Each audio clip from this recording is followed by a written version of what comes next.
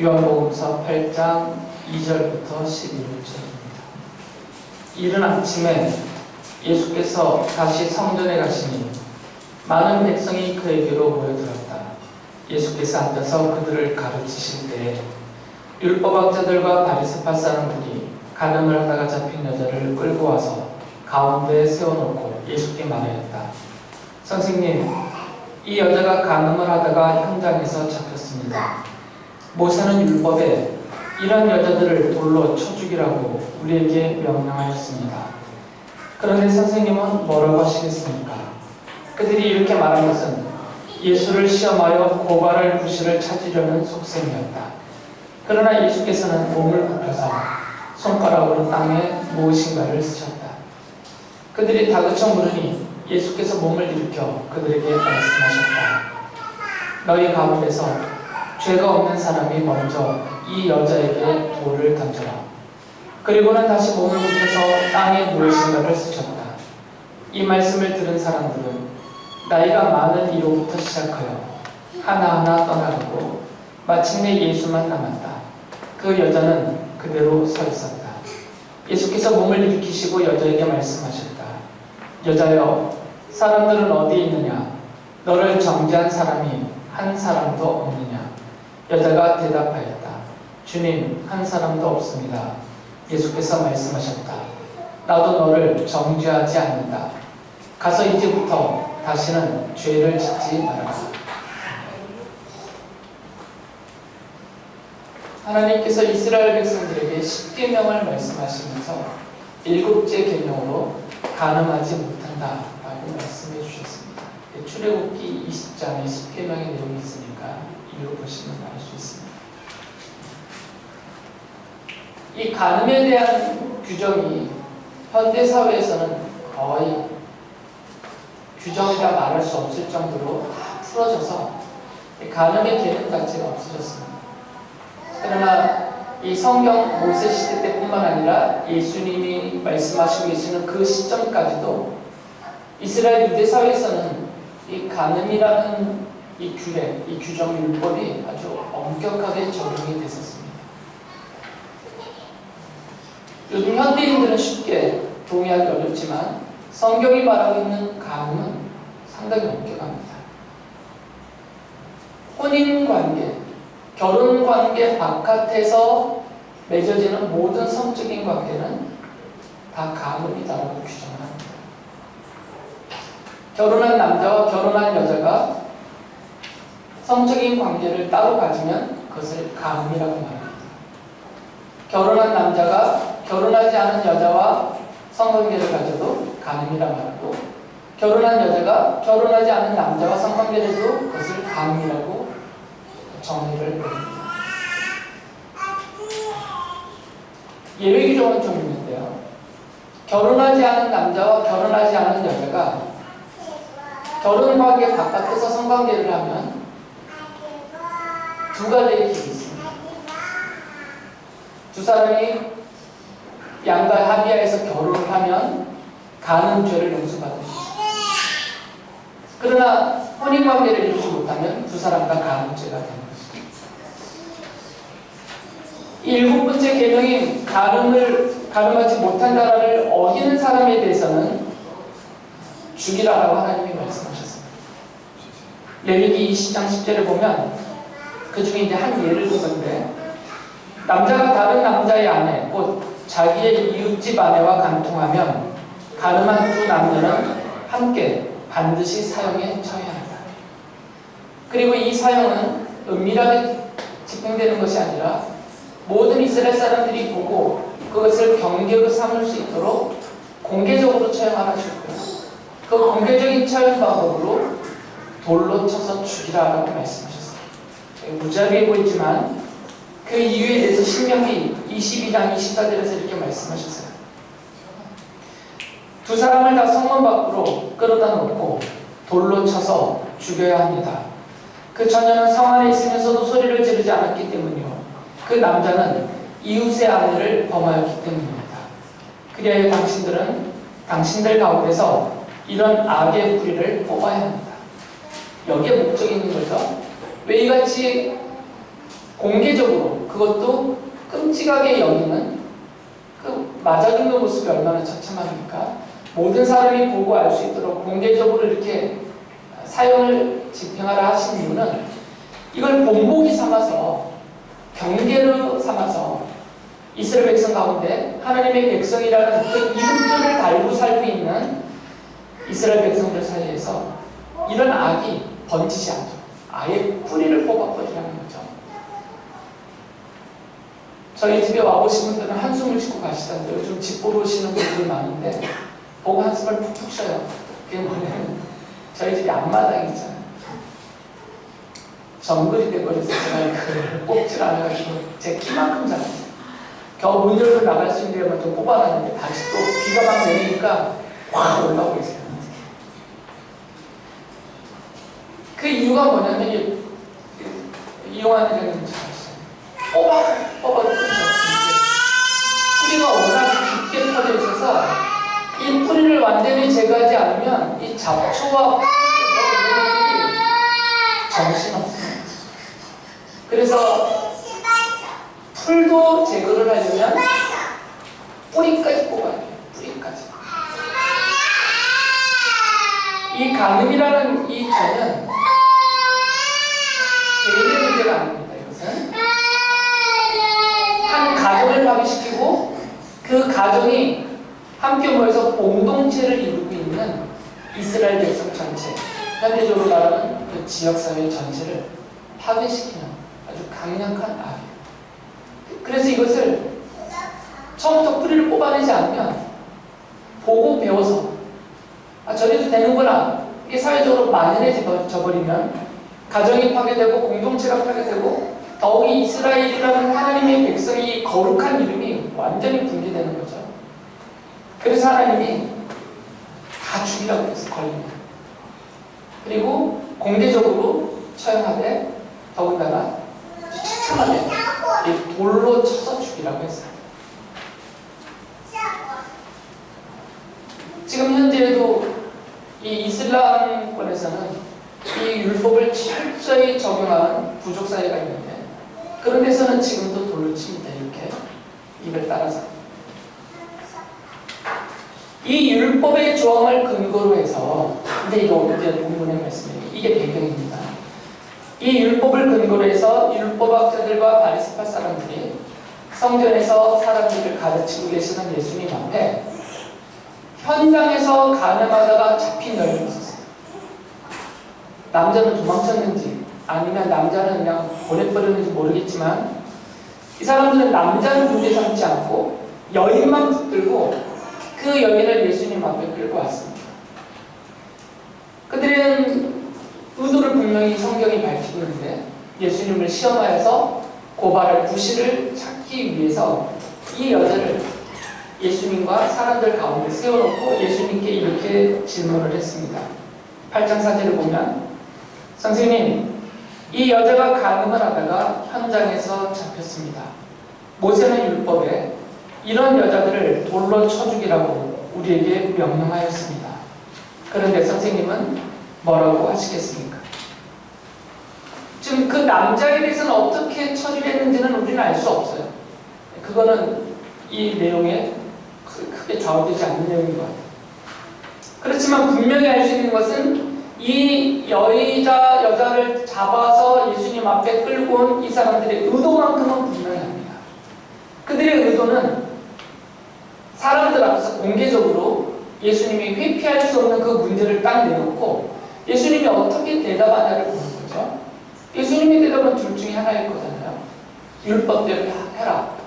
그러면 율법대로 이 여자를 돌로 쳐라라고 예수님이 말씀을 하시면 이제 예수님의 이중성이 공격의 대상이 되는 거죠.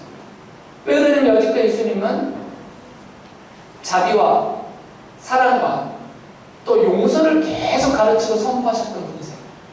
그러면서 죄인들을 가까이 하시고 죄인들의 친구처럼 그렇게 행하셨던 분이 모든 사람들 앞에서 공개적으로 가장 끔찍한 형벌인 돌로 쳐 죽이라, 율법대로 하라 이렇게 말해버리면 여지껏 예수님이 전하셨던, 예수님이 행하셨던 모든 가르침이 이중적이 되어버리잖아요. 말이 다르다고, 잔인한 사람이다라고 그리고 사람들이 실제로 많이 실망했을 거죠.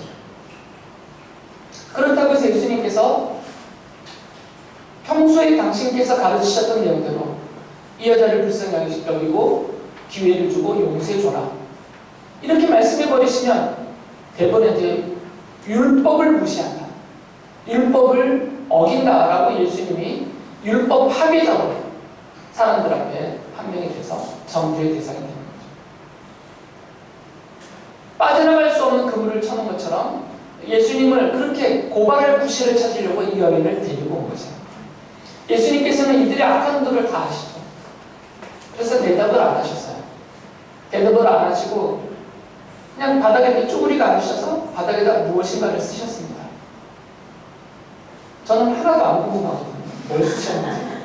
근데 이걸 궁금해하시는 분들이 교회 2000년의 교회 역사에서 너무너무 많았어요. 도대체 예수님이 뭘 쓰셨을까?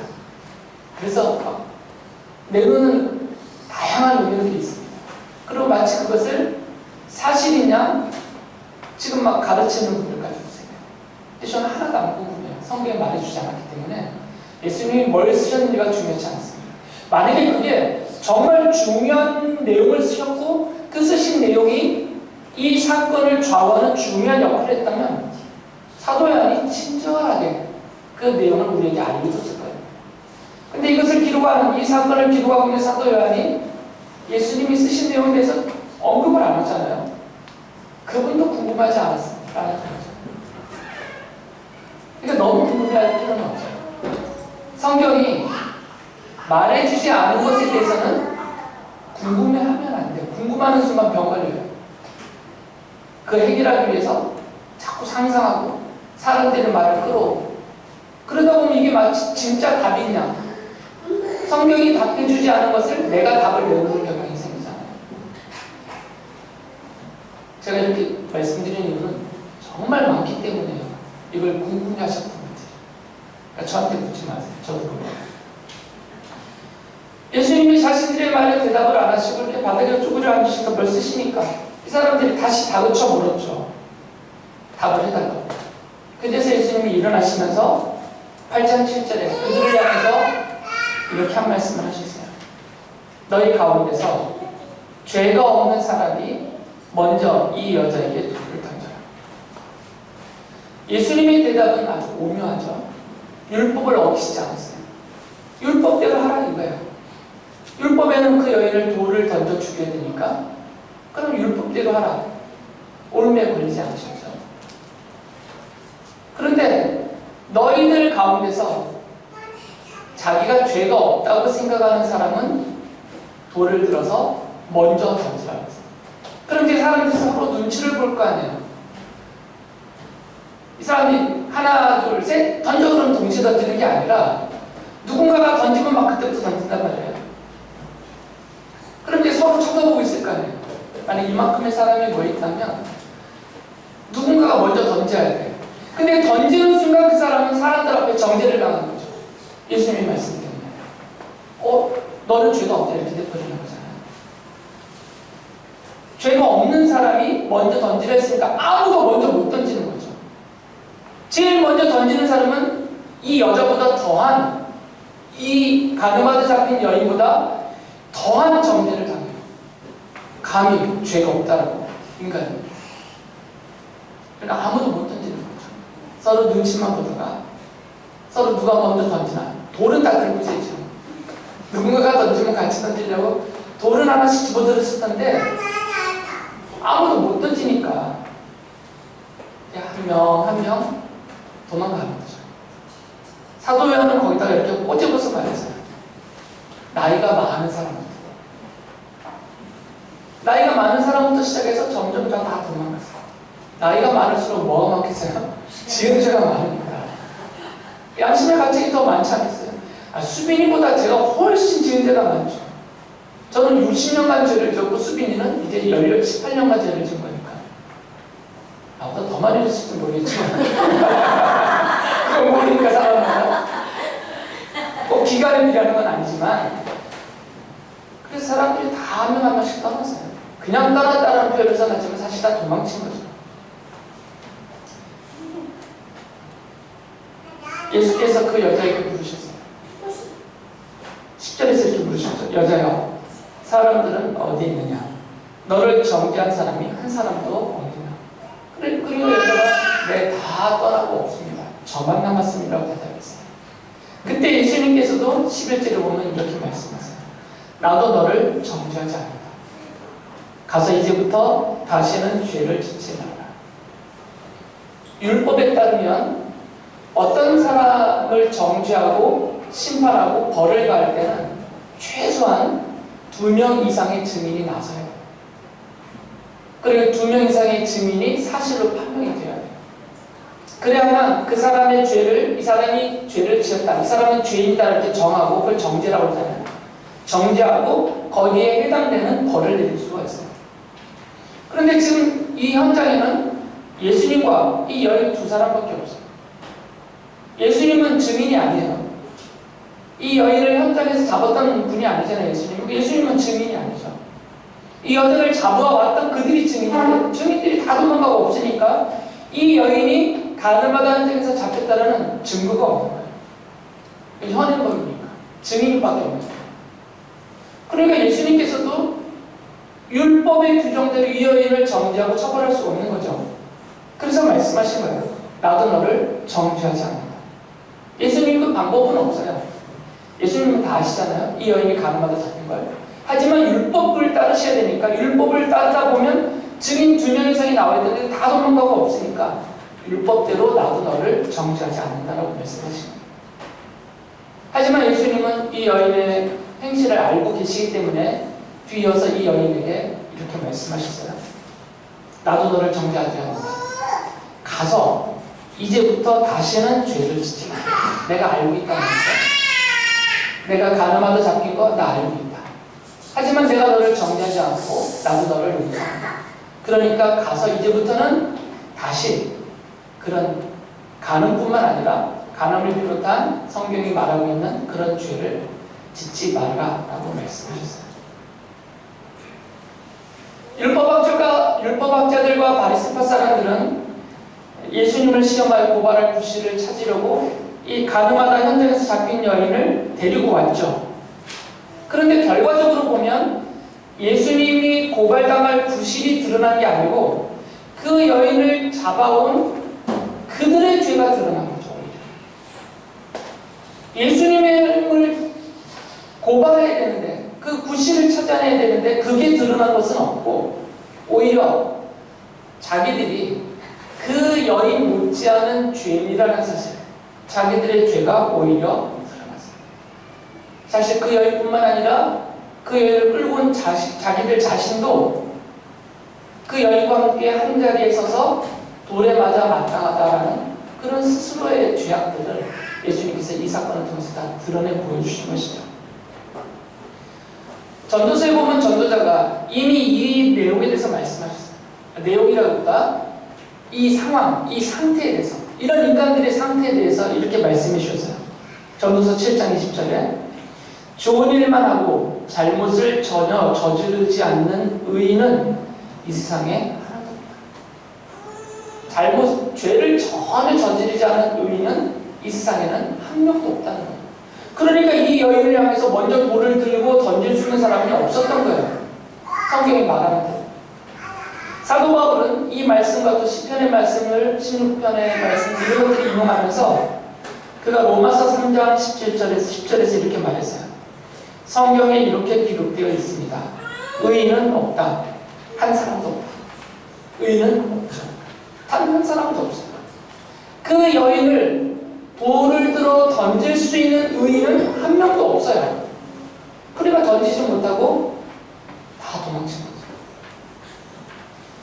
사도 바울은 이 예수님의 말씀을 따라서 성도들에게 그래서 이렇게 권면을 했습니다. 로마서 2장 1절을 보면 그러므로 남을 심판하는 사람이여 그대가 누구이든지 죄가 없다고 변명할 수 없습니다.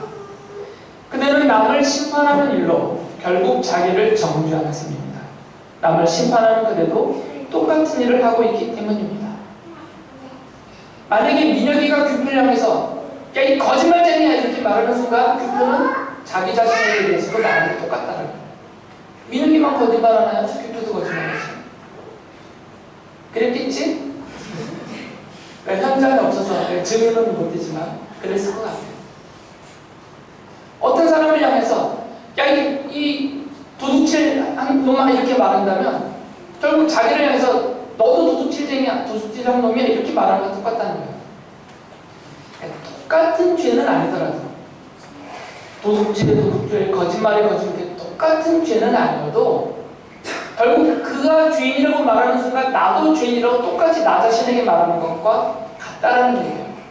그러니까 다른 사람을 향해서 정죄하고 비판하고 비난하고 욕하는 순간 이게 우리 애들 쓰는 말로 반사하는 것처럼 다 내게 돌아온다는 거죠. 나 자신을 말하고 있는 내 입이 그 사람의 죄를 말하는 게 아니라 내 입이 나의 죄를 말하는 것이다라는 거예요. 그래서 사도 바울이 심판하지 마라. 다른 사람을 정죄하지 마라. 다른 사람을 비난하지도 말고 욕하지도 말라고 말씀하신 거예요. 결국 내가 똑같은 사람입니다. 그러면서 로마서 14장 10절에 이렇게 말합니다. 그런데 어찌하여 그대는 형제나 자매를 비판합니까? 우리는 모두 다 하나님의 심판대 앞에 서게 될 것입니다. 하나님이 용서해 주시지 않는다면 나나 당신이나 우리 모두 다 결국 하나님의 심판대 앞에 서서 그 엄격한 심판대 앞에서 우리의 모든 죄가 다 드러날 것이고 정죄를 받고 심판을 받고 그에 따른 형벌을 받고 그리고 영원한 지옥사망에 떨어질 것이다. 우리는 다 똑같은 죄인일 뿐이다 라고 말하는 것입니다. 성경이 이렇게 말함에도 불구하고 사도가 이렇게 말함에도 불구하고 여전히 우리는 상대적인 비교를 하면서 그리고 늘 이롭게 비교를 해요. 객관적인 비교도 안 해요. 늘 주관적으로 자기에게 이롭게 상대를 비교하면서 그래도 내가 너보다는 조금 더 낫다. 그래도 내가 너보다는 조금 더 의롭다라는 그런 자신감을 가지고 지금도 여전히 우리는 다른 사람들을 정죄하고 비난하고 비판합니다. 안 그러는 사람 없어요. 저도. 확률을 따지면 제가 제 아내에게 한 7대 3으로 당하는 편을 하는데 저도 3은 공격해요. 이건 공개적인 거니까 제 아내도 기분 나빠하지 않아요. 물론 제가 못하는 그런 비밀 정도 많지만 한 7대 3으로 제 아내가 저를 비난해요. 비판도 하고 정죄도 해요. 근데 저도 가만히 당하고만 있지 않잖아요. 그러니까 저도 한 3은 반격을 해요. 똑같아요. 횟수로는 적지만 내적으로는 제가 훨씬 더 불만하죠. 에이, 어디서 그걸 하면서. 그러니까 양에서는 제 아내가 많지만 질에서는 제가 더 안 하죠. 제 아내는 그렇게 교만하지 않아요. 그냥 성격상 가만한 줄 못해서만 말을 하죠. 근데 저는 교만해서 더 그렇게 해요. 상대방은 비난받아 마땅한 죄인들이고 나는 저 정도는 아니야 이렇게 여기면서 자기도 모르는 사이에 상대적으로 의인 행세를 하고 있다는 거예요. 내가 다른 사람을 욕하는 순간 나는 의인이 되는 거예요. 내가 다른 사람을 비난하는 순간 나는 죄 없는 의인이 되어버리는 거죠. 다른 사람의 죄를 지적하고 드러내고 그 죄가 얼마나 끔찍하고 어떤 결말을 맞아야 될지를 막 떠버리는 순간 나는 의인 행세를 하고 있다는 거죠.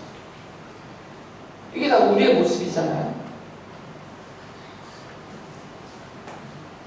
바로 예수님께서 책망하시고 정죄하셨던 이 율법학자들과 바리새파 사람들의 모습이고 그 태도예요. 그게 우리의 모습이라는 거죠. 그 사람들이 자신의 그런 본질적인 악함, 그런 본질적인 어리석음 이런 것들을 몰랐던 것처럼 아니면 알면서 모르는 채 했던 것처럼 우리도 똑같이 내가 얼마나 악한 죄인인지를 모르거나 또는 스스로 모른 채 하면서 여전히 의인 행사하고 있다는 거죠. 그래서 끊임없이 우리는 손가락질하고 있어요. 성경이 말하는 대로 내가 사로잡혀온 그 가늠하여 잡힌 여인과 별 차이가 없는 죄인이다. 이렇게 스스로를 여긴다면 다른 사람을 향해서 손가락질 못해요. 그 가늠하여 잡힌 여인이 예수님과 사람들 앞에 서서 사람들이 막 공격하니까 돌로 철로를 쳐서 죽이려고 하니까 이 여인이 거기서 고개를 빡빡치면서 너는 가늠 안 했냐? 너는 도둑질 안 했냐? 너는 죄 안 졌냐? 막 이랬을 것 같아요. 그렇게 못해 이 여인은 명백하게 율법을 어겼고 현장에서 잡혔기 때문에 공개적으로 이게 드러나버렸기 때문에 그렇게 못한단 말이에요. 그냥 처벌만 기다리고 있는 거죠. 혹시라도 저 예수 선생님이 용서해 주라고 하는 말씀하셔서 이 사람들이 나를 풀어주진 않을까는 기대함밖에 없지. 거기서 요즘 정치인들이 하는 것처럼 너도 이렇게 못한단 말이에요. 근데 우리는 하고 있다는 거죠. 우리는 똑같은데 처지가. 아니 그 여인과 우리가 무슨 차이가 있어요? 그 율법학자 바리새파 사람들과 우리가 얼마나 차이가 나요? 상대적으로 비교를 하다 쳐도 그분들보다 우리가 얼마나 더 의롭냐고요. 예수님 눈앞에서는 다 똑같은 거예요.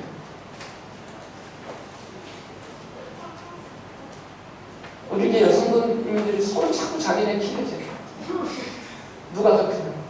제가 볼 땐 다 비슷합니다. 다 비슷해요. 주님이 보시면 그 가늠한 여인이나 그를 끌고 온 율법학자 바리새파 사람들이나 돈을 들려다가 치려다가 도망친 사람들이나 우리나 다 고만고만하단 말이죠. 그런데도 우리는 이 주님의 마음도 모르고 주님의 뜻도 모르고 성경의 가르침을 들었으면서도 애써 무시하면서 여전히 의인 행세하고 살고 있다는 거죠. 그래서 예수님이 이 바리새파 사람들을 향해서 위선자라고 책망하시면서 말씀하셨어요. 그게 위선이기 때문에. 예수님께서는 우리의 이런 인간들의 이런 상태를 잘 아시기 때문에 스스로 의인인 척하면서 다른 사람을 심판하거나 정죄하지 말라고 말씀하셨어요. 누가복음서 6장 37절에서 이렇게 말씀하십니다. 남을 심판하지 말아라. 그리하면 하나님께서도 너희를 심판하지 않으실 것이다. 남을 정죄하지 말아라. 그리하면 하나님께서도 너희를 정죄하지 않으실 것이다. 남을 용서하여라. 그리하면 하나님께서도 너희를 용서하실 것이다. 반대로 말하면 남을 심판하면 하나님도 나를 심판하신다. 내가 남을 정죄하면 하나님도 나를 정죄하시고, 그러나 내가 남을 용서하면 하나님도 나를 용서하실 것이다 라고 말씀하세요. 이게 지금 용서받고 지옥 가는 천국 가는 구원론의 얘기가 아닙니다. 이건 윤리적인 면에서 강조하십니다. 사도 바울은 예수께서 이런 우리들을 대신해서 십자가에서 죽으시고 그 쏟으시고 흘리신 피로 우리가 용서받았다라고 분명히 선언을 해요. 에베소서 1장 7절에서 말씀하시죠. 우리는 이 아들 안에서 하나님의 풍성한 은혜를 따라 그의 피로 구속 곧 죄 용서를 받게 되었습니다. 그러면서 사도 바울은 그렇기 때문에 에베소서 4장 32절에서 이렇게 말합니다. 서로 친절히 대하며 불쌍히 여기며 하나님께서 그리스도 안에서 여러분을 용서하신 것과 같이 서로 용서하십시오. 같은 처지니까, 우리는 같은 처지니까 서로 불쌍히 여기라는 거죠. 같은 처지가 아닐 때, 나는 너와 다르다는 생각이 있을 때 정죄와 비판과 비난이 돼요. 근데 처지가 같으면 비난과 비판을 못해요. 같은 처지니까.